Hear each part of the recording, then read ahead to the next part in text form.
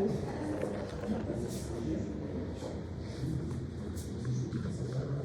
es esto? Una hemorragia postparto, ya digo, una hemorragia de la segunda mitad, el meconio y circular de color.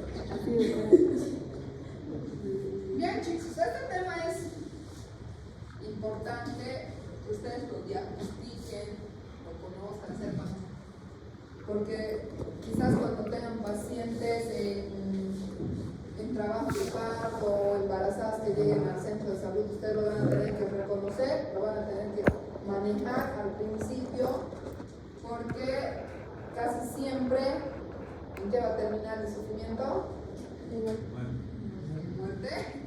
Casi siempre, ¿en qué va a terminar? ¿Cuál va a ser el tratamiento? ¿Qué? La interrupción del embarazo, ¿no? Porque el sufrimiento fetal es una indicación absoluta necesaria, especialmente cuando estamos con 1 o 2 de dilatación y sabemos que el tiempo de parto todavía es prolongado. Existen 2 tipos de definiciones de sufrimiento fetal. Uno es el sufrimiento fetal agudo y el otro es el sufrimiento fetal crónico. El sufrimiento fetal agudo va a ser el que se va a instaurar cuando la paciente esté en trabajo de parto, es decir, que las contracciones van a desencadenar el sufrimiento, ¿no? El crónico puede ir a lo largo de todo el embarazo, el fetito ya sufriendo agresiones de tipo, no sé, de la bulimia, hipoxia o de la patología materna que hagan que a la larga termine quizás convirtiéndose en un sufrimiento fetal agudo. Pero principalmente el sufrimiento fetal agudo va a estar asociado a una insuficiencia de tipo placentaria o respiratoria. Es decir, que le va a llegar menos cantidad de sangre a través de la placenta y el bebé va a terminar teniendo una hipoxia fetal, cerebral y hasta muerte, como decía, ¿no ve? Entonces el bebé va a tener hipoxia, acidosis, es decir, el medio donde el feto está se va a convertir en acidótico, terminando, de acuerdo al tiempo que dure esta hipoxia, en tener una parálisis cerebral, una muerte neonatal, que es lo más grave, ¿no? Y algunos fetitos, de acuerdo al tiempo, porque es una urgencia, una emergencia, interrumpir el embarazo lo antes posible del diagnóstico, es porque si bien nace el bebé, puede nacer con disminución no caminar, ¿no? Una parálisis cerebral, disminución del coeficiente intelectual. En cambio, el sufrimiento fetal crónico, como les decía, a lo largo del embarazo va a haber una insuficiencia placentaria, pero de tipo nutricional, es decir, el feto no va a recibir los nutrientes necesarios para su crecimiento y desarrollo, y principalmente van a tener restricción de crecimiento o a veces también en algunos casos llegar a tener óbitos fetales. ¿Qué es lo que ocurre en un sufrimiento fetal? Hemos visto que hay múltiples causas que pueden llevar a un sufrimiento. De las patologías que hemos llevado durante este semestre, dígame cuáles van a terminar o son como las causas de un sufrimiento fetal. ¿Qué? Dígame. ¿Qué? El de PPNI. ¿Qué más? Restricción. ¿Qué? Restricción. La restricción, el oligohidramios. ¿Qué más? Hemorragia. Las hemorragias de la segunda mitad, ¿no? Especialmente. También enfermedades maternas que van a llevar al siguiente semestre, preeclampsia, diabetes gestacional, cualquier tipo de alteraciones, incluso una anemia materna puede terminar en un sufrimiento fetal. Pero especialmente aquellas que tengan relación con las arterias maternas, es decir, que alteren el flujo sanguíneo desde la placenta hacia el feto. Hay una disminución en el flujo, por ejemplo, en la preeclampsia, en la hipertensión arterial, en la anemia. A nivel del miometrio pueden haber contracciones excesivas o un parto prolongado o una policistoria puede terminar también en la llegada menor de sangre de la mamá hacia el feto. A nivel de la membrana, falla en el intercambio gaseoso, ¿no? O disminución de la superficie de intercambio entre la placenta y el bebé, como el DPPNI, la placenta previa sangrante, y relacionadas con el cordón umbilical, circular de cordón, nudos de cordón, en los gemelitos hemos visto, ¿no? A veces el mismo bebé al dar vueltas hace nudos de cordón que pueden terminar con la muerte o la interrupción del flujo placental. ¿Qué es el efecto Poseiro o la compresión mecánica? Alguna vez ya les había mencionado que cuando ustedes tengan alteraciones de la fetocardia o estén ante un sufrimiento fetal, deben lateralizar hacia el lado izquierdo para que haya un mejor flujo sanguíneo de la mamá hacia el bebé, ¿no? Entonces, ustedes saben que los grandes vasos, la aorta, las arterias ilíacas, pueden ser o son comprimidas cuando la mamá se pone en decúbito dorsal por el feto, la placenta, que es de 4 kilos, ¿no? En total casi todo entre la placenta y el feto. Entonces, el peso del útero grávido comprime la arteria y los grandes vasos, haciendo que haya una disminución del pulso femoral, pero comprimiendo o reduciendo mucho más la cantidad de llegada de sangre. Cuando ustedes lateralizan a la paciente, en el cúbito lateral izquierdo hay una liberación del flujo sanguíneo y hay una mejor llegada de sangre que podría ayudar de alguna manera, junto a obviamente colocarle el oxígeno, en caso de que haya hipertonía, inhibir las contracciones. De acuerdo a lo que se nos presenta, podemos ir ayudando a la mamá en lo que se llama como reanimación intrauterina. Es lo mismo que hacer un LSP, pero al bebé, ¿no? Allá adentro. Lateralizamos a la mamá, le ponemos oxígeno. Antes se utilizaba soluciones glucosadas, pero que últimamente no está muy recomendado, pero todo por trasladar o ayudar al bebé de alguna manera a que mejore mientras llega a donde tenga que hacerse una cesárea. ¿Cómo es la cascada de la hipoxia fetal o cuál es la respuesta compensatoria? Ya varias veces les he estado comentando o explicando qué pasa cuando al bebé le llega menor cantidad de sangre. El bebito capta esa menor llegada de sangre y hace una redistribución del flujo sanguíneo. Hemos dicho que protege los órganos más importantes como el cerebro, suprarrenales y el corazón, ¿no? Trata de compensar esa menor cantidad de sangre, logra un menor consumo de oxígeno y aumenta la tensión arterial. Si esta hipoxia se mantiene, hemos dicho que el corazoncito, que es el que bombea o distribuye mucho más rápido, porque a menor volumen tiene que bombear o contraerse más rápido para llegar a los órganos que tienen que llegar, ¿no? Termina en una falla miocárdica. Al principio el bebé va a estar taquicárdico, por eso una señal del sufrimiento fetal va a ser la taquicardia fetal, ¿no? Fetocarias mayores a 160. Cuando ya el corazón está apenas, ni al miocardio ya le llega el flujo, vamos a tener una bradicardia. Esto por también la falta del oxígeno a nivel cardíaco. Y va a haber un colapso metabólico. Se activa una glicólisis anaerobia porque el feto necesita tener energía de algún lado, aumenta el ácido láctico del medio interno del feto y se convierte en una acidosis severa. Esto genera un daño irreversible y por último en una muerte fetal. Entonces la hipoxia en los órganos importantes hace que al final termina en una falla multiorgánica. El riñón, hemos dicho que para ayudar en esta insuficiencia de volumen, lo que hace es disminuir el filtrado glomerular, por lo tanto orina menos y por eso está asociado el sufrimiento fetal o en el embarazo posterior, por ejemplo, al oligoamnios, ¿no? A disminuir la cantidad de volumen de líquido amniótico. ¿Cómo vamos a evaluar o vamos a nosotros darnos cuenta?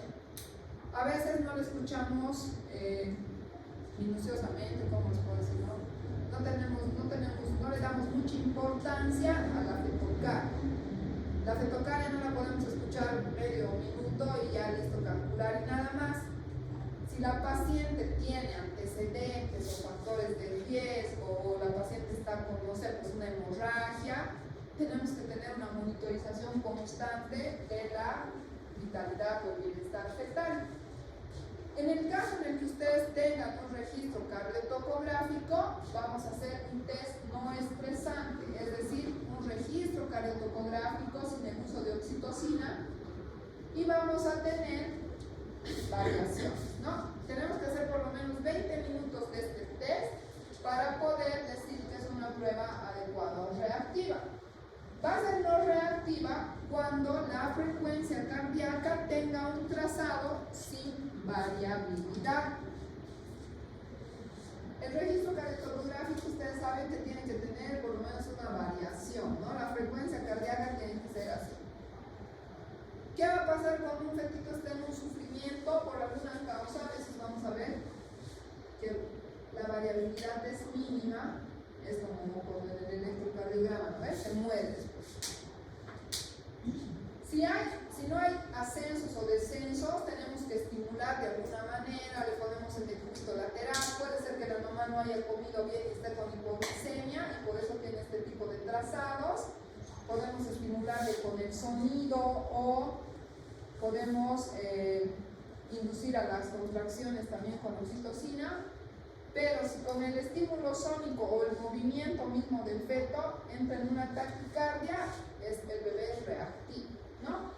Cuando hay ausencia de respuesta, es decir, que a pesar de que le movemos, a pesar de que lo estimulemos con un sonido, no presenta movimientos fetales, podríamos hacer una respuesta a las contracciones o ya directamente evaluar los patrones cardiotocográficos, como vamos a ver en una diapositiva que he visto que está más adelante, para evaluar los tips o desaceleraciones.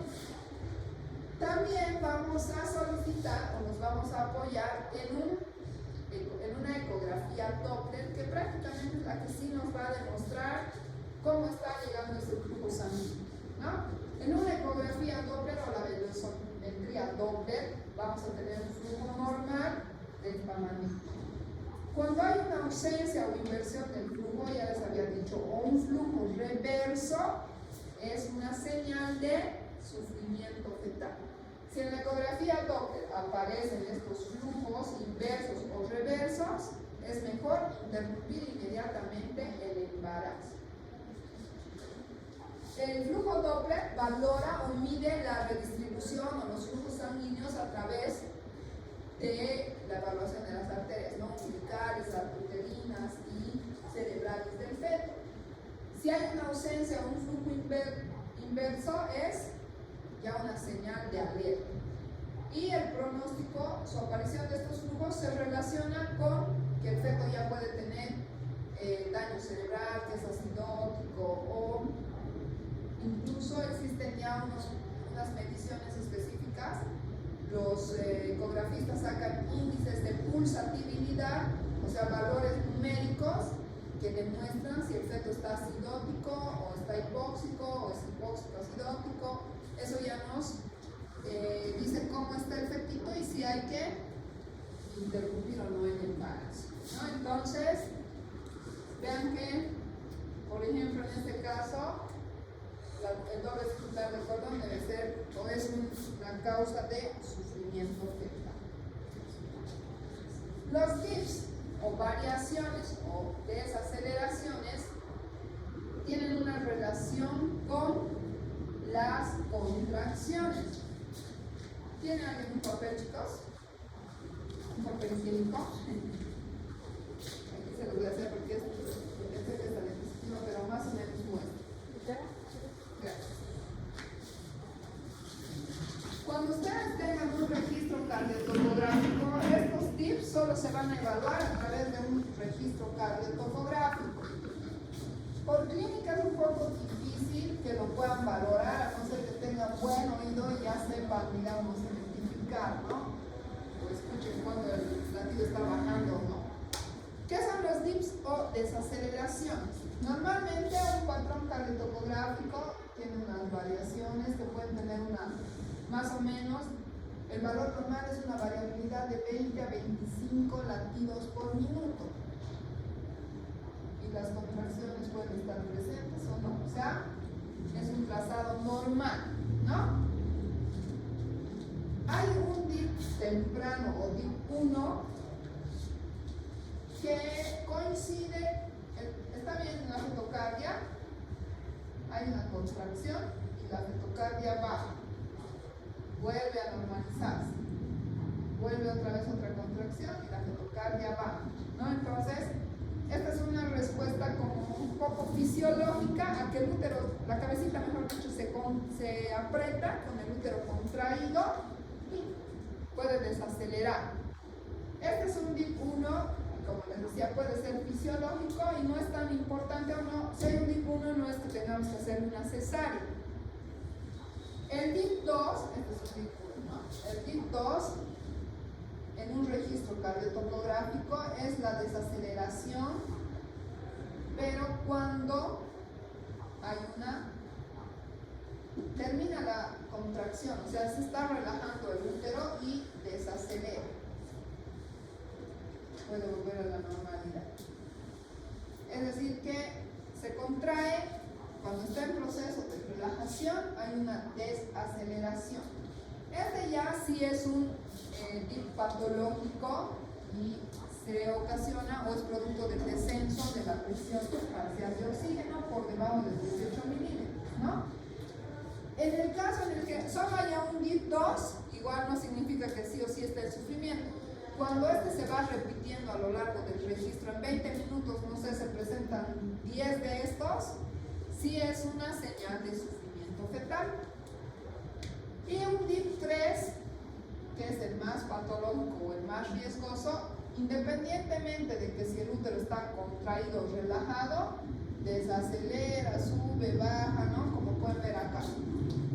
Esto es la fetocardia y esta es la contracción, ¿no? Aquí igual. Está terminando la contracción y recién baja el latido cardíaco. En este caso, el descenso o la variabilidad en todo el trazado, independientemente o no de la contracción, se debe a una oclusión de los vasos umbilicales, es decir, a circulares de cordón, a nudos de cordón, y si estos se desarrollan o se muestran muy frecuentemente, sí son señales de sufrimiento fetal. Entonces esos los DIPs son los que vamos a poder observar en un registro cardiotocográfico y nos van a permitir tomar decisiones. Si el DIP 2 se repite, es secundario a una insuficiencia placentaria. El líquido amniótico nos muestra más o menos el estado del feto. Si el líquido es sanguinolento, quiere decir que probablemente está habiendo una hemorragia, ¿no? Puede ser un DPPNI. Si el líquido es claro, blanco, brumoso, es que todo está bien dentro del embarazo o del útero. ¿Qué pasa si hay el líquido amniótico meconial? El líquido amniótico meconial es el meconio, la presencia de las heces del feto mezcladas con el líquido, ¿no? La alteración del medio interno produce una estimulación simpática y parasimpática del fetito, ¿no? En el intestino. Eso hace que haya un aumento del peristaltismo, es decir, los intestinos empiezan a moverse mucho más y hay una relajación del esfínter. Es como un paciente que está entrando en coma o inconsciencia, ¿no? Su alteración del estado de conciencia. ¿Qué pasa con uno que ya está con Glasgow 3/3? Relaja esfínteres, ya no tiene nada, ¿no? De energía, de fuerzas. Igual el fetito, a medida que el sufrimiento o la acidosis es mayor, puede relajar los esfínteres, haciendo que el líquido se torne verdoso. Mientras más verde sea el líquido meconial, más grave es el sufrimiento, o el meconio es de un nivel intestinal más alto, ¿no? Entonces, si solo se presenta sin alteraciones de la fetocardia, si solo hay líquido meconial, pero sí hay alteraciones de la frecuencia. Más la presencia de meconio sí es un determinante del diagnóstico de sufrimiento fetal. Nosotros llamamos, o se llama, meconio en puré de arvejas, es como si hubieran molido arvejas y está verde y espeso. Eso es una señal de que el fetito ya está con un grado de acidosis mayor, ¿no? Entonces, tenemos que observar, vean ahí ese líquido meconiado, tiene grumos y el bebé puede aspirarse ese líquido meconiado, como hemos visto en el tema anterior. Entonces, ¿cuál va a ser la triada diagnóstica del sufrimiento fetal? ¿Cuándo se van a dar que el feto está en sufrimiento? Cuando haya alteraciones de la frecuencia cardíaca, es decir, que haya taquicardia o bradicardia, o la presencia de DIPS 2 o 3, si es que pueden hacer un registro cardiotopográfico en varios, a lo largo de todos los minutos, ¿no? La expulsión de meconio, si ustedes pueden, o está en trabajo de parto, pueden romper la membrana cuando hay variaciones de la fetocardia, es lo ideal, porque van a ver si el líquido está verde o no. Si está meconiado, más una taquicardia o una bradicardia, corren al quirófano y a cesárea, ¿no?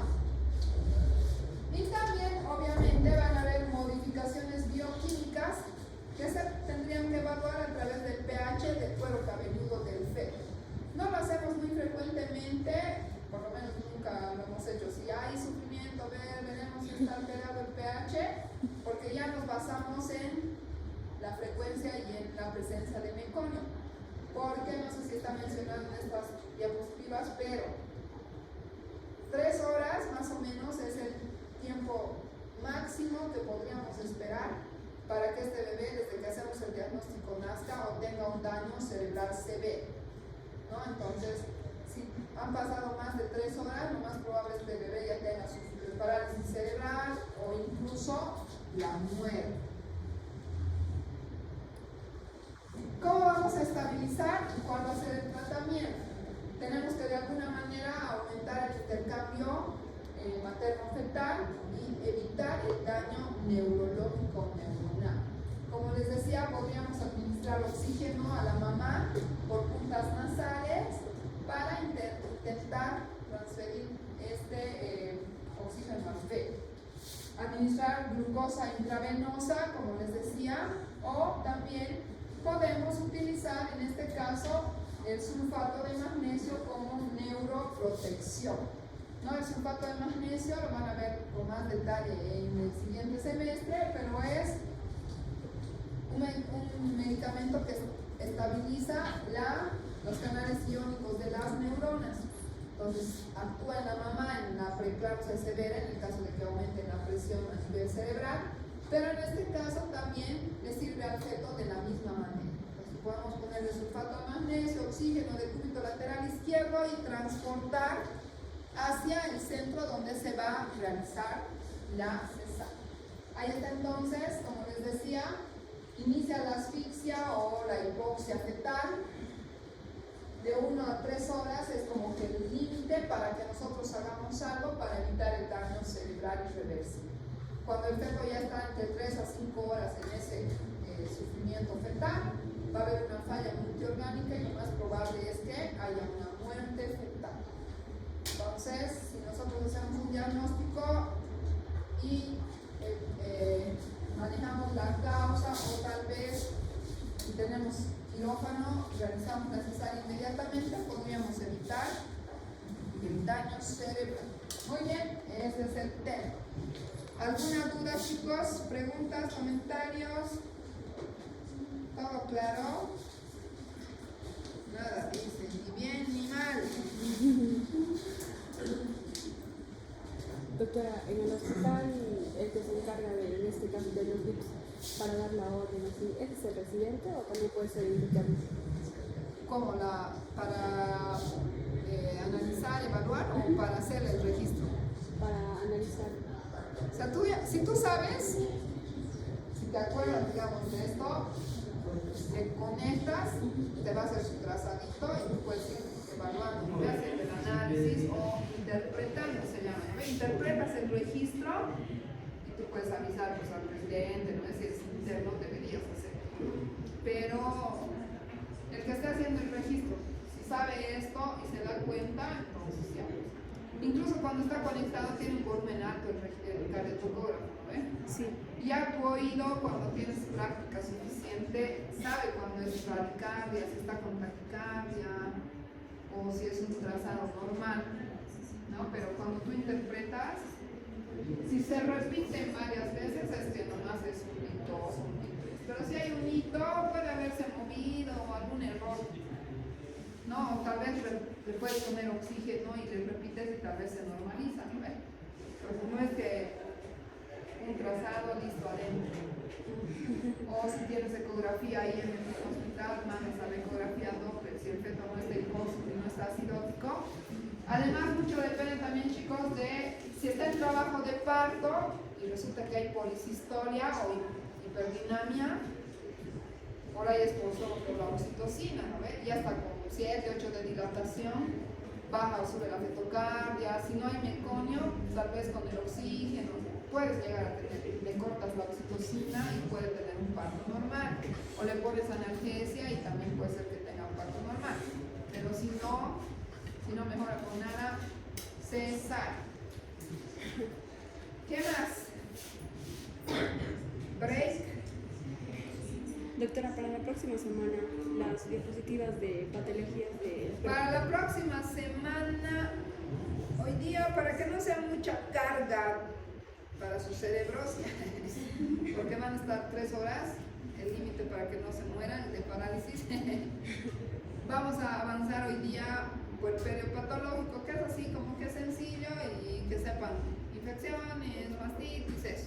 Porque el tema de hemorragias postparto sí es un tema interesante, bonito y más largo, y que también lo tienen que saber manejar. Todo lo que tenga relación con el trabajo de parto, ustedes como médicos generales lo tienen que saber diagnosticar y manejar. ¿Lo ven? Por ejemplo, viene el otro día esa paciente baleada y los de Viedma dice, ¿pero qué vamos a hacer? Por ahí nace aquí el bebé, dice, ¿no ven? Yo le digo, pero si antes de ser médico internista, cirujano, no sé, ha sido pues, médico general y debe saber atender un parto, si es que naciera, pero obviamente no iba a nacer el bebé. Pero como médicos generales tienen que estar aptos para por lo menos atender un parto, ¿no? Porque en la mayoría de los centros de primer nivel, especialmente donde pueden ir a trabajar como médicos generales, lo que van a tener que hacer es consulta externa, control prenatal, hacer resfríos de los niños, pero también van a atender partos normales. Entonces, por eso ustedes todo lo que tenga que ver con parto lo tienen que estudiar mejor, saber manejar mejor. Restricción de crecimiento, si quieren, olvídense un poco, ¿no ven? A no ser que calculen, no sé, 35 semanas y resulta que tiene 20 de altura uterina, ya les va a parecer sospechoso. Pero restricción de crecimiento, por ejemplo, no es un tema que ustedes vayan a manejar todos los días y hacer de los complementarios y monitorizar, ¿no ven? Pero sí es algo que tenga que ver con parto, hemorragia postparto, cosas así, sí estudienlos bien o por lo menos tomen el interés. ¿Ya? Bien. Por eso para la siguiente semana van a preparar las diapositivas de patologías del alumbramiento o hemorragia postparto, que es un tema bonito. A mí creo que es el que más me gusta de obstetricia. Son 2 temas diferentes, ¿no? No, uno nomás. O sea, patologías del alumbramiento quiere decir lo de la hemorragia postparto, pues, que se detenga, que se quede en un pedazo, que no se contraiga, ¿no ven? Como hemorragia postparto o como patologías del alumbramiento van a encontrar. Está bien. Y ahora descansen un cachito, vayan a